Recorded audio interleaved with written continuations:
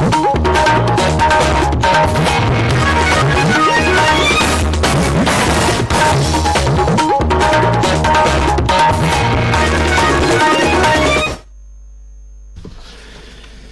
آکاشوانی کا سری نگر اسٹیشن ہے. اردو خبروں کے ساتھ میں محمد الطاف.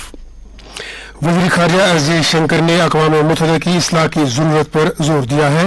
بنگلورو میں روٹری انسٹیٹیوٹ کی ایک تقریب سے خطاب کرتے ہوئے انہوں نے کہا کہ اقوام متحدہ کی سلامتی کونسل ایک پرانے کلب کی طرح ہے جس میں پہلے سے موجود ارکان نئے ارکان کا داخلہ نہیں چاہتے اور یہاں تک کہ وہ کوئی سوال بھی نہیں اٹھنے دینا چاہتے. بھارت چین تعلقات کے بارے میں وزیر موصوف نے کہا کہ دونوں ملکوں کے درمیان دو طرفہ تعلقات پیچیدہ ہو گئے ہیں جس کی وجہ یہ ہے کہ چین نے سرحد سے متعلق معاہدوں پر عمل نہیں کیا ہے. البتہ انہوں نے یہ بھی کہا کہ بھارت چین کے ساتھ بہتر تعلقات کا خواہاں ہے. وزیر خارجہ نے کہا کہ 2047 تک ایک ترقی یافتہ ملک بننے کے لیے بھارت قابل حاصل اصلاحات اور امنگوں کی راہ پر گامزن ہے. لیفٹنٹ گورنر منوج سنہا نے پنڈت مدن موہن مالویہ کی اقدار اور نظریات کو فروغ دینے کے لیے مہامنا مالویہ مشن کی کوششوں کی ستائش کی ہے. کل بنگلورو میں مہامنا مالویہ مشن کے زیر اہتمام ایک تقریب میں شرکت کرتے ہوئے لیفٹنٹ گورنر نے کہا کہ مہامنا ہمارے لیے مشعل راہ ہے جن کی زندگی بھر کی مہمات نے پورے ملک کا ضمیر جگایا اور معاشرے معیشت اور تعلیم پر گہرا اثر ڈالا ہے.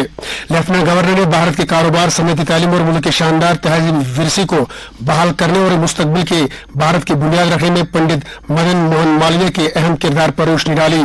منوج سنہا نے کہا کہ جدوجہد آزادی کے دوران مہامنا نے ہمیں خود انحصاری کا نظریہ سکھایا اور تعلیم کو بہترین انسانی وسائل سائنسی اور تکنیکی مہارت کے ایک بڑے آلے کے طور پر استعمال کیا. انہوں نے مقامی صنعتوں کو عالمی معیشت میں اپنا جائز مقام حاصل کرنے کی ترغیب بھی دی. چیف سیکرٹری اٹل ڈلو نے کہا ہے کہ پنشنروں نے اپنی زندگی کا اہم حصہ اپنی قوم کی خدمت کے لیے وقف کیا ہے اور زندگی کے ہر شعبے میں ان کی عزت اور احترام کرنے کی ضرورت ہے. Chief secretary central government pensioners welfare ایسوسی جموں کے زیر اہتمام Indian institute of public administration میں 41ویں نیشنل پینشنرز ڈے کی تقریبات کے دوران خیالات کا اظہار کر رہے تھے. انہوں نے ریٹائرڈ افسران کی پیشہ ورانہ زندگی کے دوران انتھک خدمت انجام دینے اور ان کا شکریہ ادا کیا جنہوں نے ایک خوشحال ملک کی بنیاد رکھی ہے. اٹل ڈلو نے قوم کے مستقبل کی تشکیل میں سبکدوش افسروں کے کردار کا اعتراف کرتے ہوئے پینشنروں کا احترام کرنے کی اہمیت اجاگر کی. انہوں نے مزید کہا کہ سپریم کورٹ نے اپنے ایک تاریخی فیصلے میں بجا طور پر تسلیم کیا ہے کہ پینشن ایک حق ہے انعام نہیں کیونکہ پینشن کی مدد سے پینشنرز اپنا قیمتی وقت عوام کی فلاح و بہبود کے لیے وقف کر کے باوقار زندگی گزار سکتے ہیں. سوئیبگ بڑگام میں ایک المناک حادثے میں مکان کی چھت سے گرنے کے نتیجے میں 2 افراد کی موت واقع ہوئی ہے.